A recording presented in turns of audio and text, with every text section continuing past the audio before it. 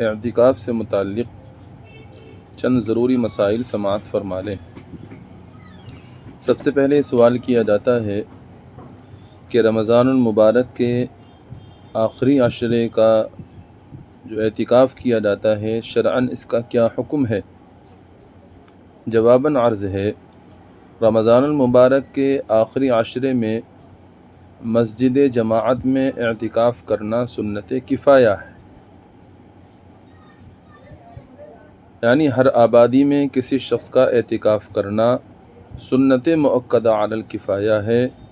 اگر آبادی کی کسی بھی مسجد میں ایک شخص بھی اعتکاف کر لے گا تو ساری بستی والوں کی طرف سے سنت کی ادائیگی ہو جائے گی، لیکن بہتر یہ ہے کہ ہر مسجد میں اعتکاف کا اہتمام کیا جائے، کیونکہ بعض علماء نے ہر محلے والوں کے لیے اعتکاف کو سنت قرار دیا ہے،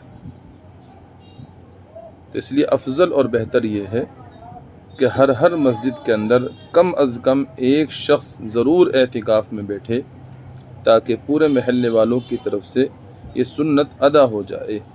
یاد رکھیے، اگر کوئی ایک شخص بھی اعتکاف میں نہیں بیٹھے گا تو پوری بستی والے یا پورے محلے والے سنت چھوڑنے کے مرتکب ہوں گے۔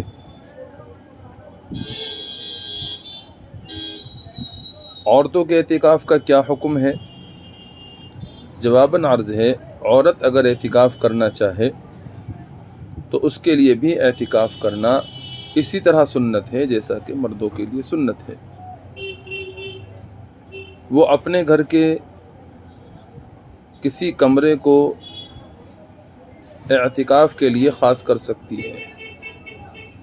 جس کمرے کو وہ اعتکاف کے لیے خاص کرے گی یا جس کونے کو بھی وہ خاص کرے گی، وہ اس کے لیے مسجد کا حکم رکھے گا، یعنی اس کمرے سے یا اس کونے سے جس کو اس نے اعتکاف کے لیے خاص کیا ہے، بغیر ضرورت باہر آنا مفسد اعتکاف ہوگا، یعنی اس سے اس کا اعتکاف ٹوٹ جائے گا۔ اب جو حضرات بھی اعتکاف میں بیٹھنا چاہتے ہیں، خواہ مرد ہوں یا عورت ہوں، ان کو چاہیے کہ 20ویں روزے کا افطار اپنے اعتکاف کی جگہ میں کریں اور غروب آفتاب سے پہلے اعتکاف کی جگہ میں نیت کر کے داخل ہو جائیں۔ اور نیت کیا کرنی ہے؟ بس یہی نیت کرنی ہے کہ میں نے اللہ تبارک و تعالیٰ کی رضا کے لیے رمضان المبارک کے آخری عشرے کے مسنون اعتکاف کا ارادہ کیا ہے۔ یا اللہ، آپ اس کو میری طرف سے قبول فرما لیجئے اور اس کے احکام اور شرائط کی پابندی کرتے ہوئے مجھے اعتکاف کرنے کی توفیق عطا فرما دیجئے۔ اتنی لمبی نیت نہ کر سکتے ہوں تو بس یہ صرف کر لیں کہ میں نے مسنون اعتکاف کی نیت کی ہے، تو یہ بھی کافی ہے۔ یہ بھی یاد رکھیے گا، مسجد میں جو لوگ اعتکاف میں بیٹھتے ہیں تو وہ حضرات اس کا خیال رکھیں، جو شرعی مسجد ہے شرعی مسجد سے بغیر طبعی یا شرعی ضرورت کے اگر وہ باہر نکلیں گے تو اس سے ان کا اعتکاف ٹوٹ جائے گا۔ پیشاب پخانے کے لیے باہر نکل سکتے ہیں، وضو کے لیے باہر جا سکتے ہیں، اگر غسل واجب ہو جائے تو اس کے لیے جا سکتے ہیں، لیکن اس میں بھی اس کا خیال رکھیں کہ قریب کی جگہ میں جائیں، دور کی جگہ میں بالکل نہ جائیں۔ اور ہاتھ دھونے کے لیے بھی وضو خانے میں نہیں جانا چاہیے۔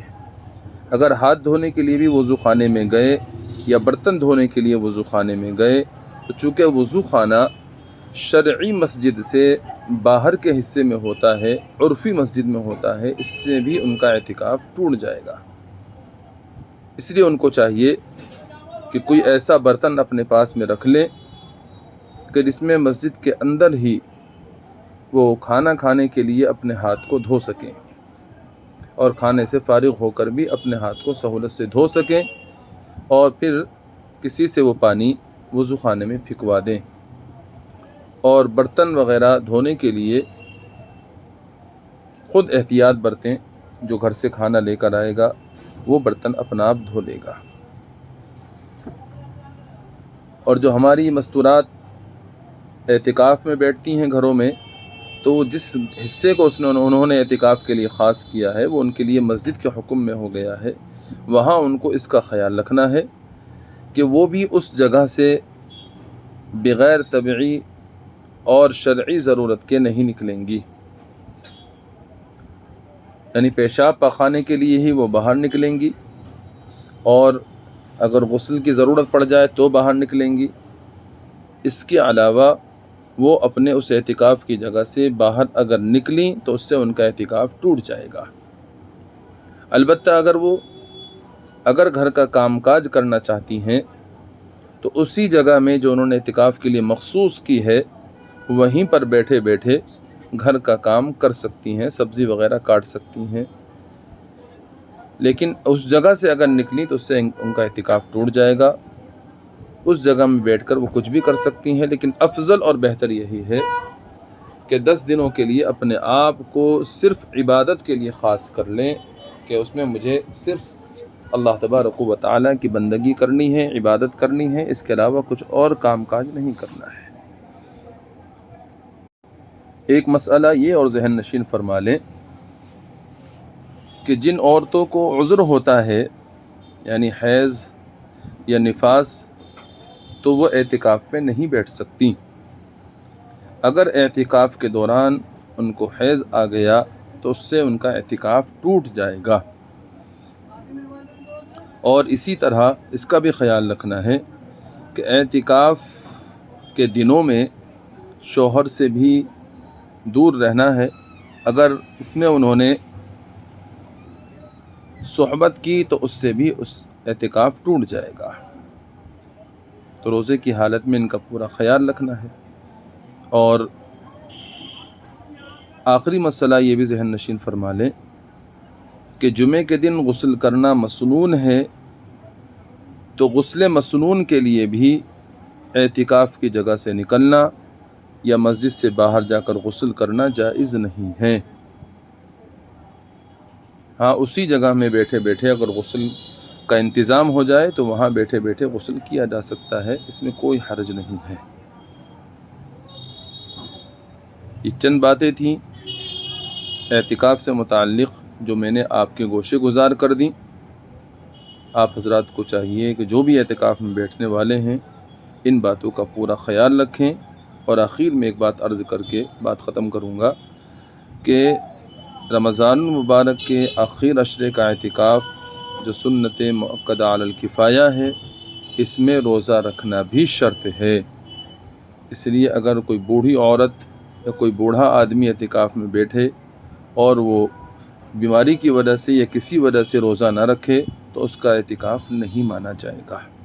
اللہ تبارک و تعالیٰ سے دعا ہے اپنا فضل فرما کر ہم سب کو اس مسنون اعتکاف کو صحیح طرح سے ادا کرنے کی توفیق مرحمت فرمائے، اور اپنی بارگاہ میں ہم سب کے اعتکاف کو قبول فرما لے، اور شب قدر کی عبادت میں، شب قدر میں ہم سب کا حصہ اپنے فضل سے نصیب فرما دے، عطا فرما دے۔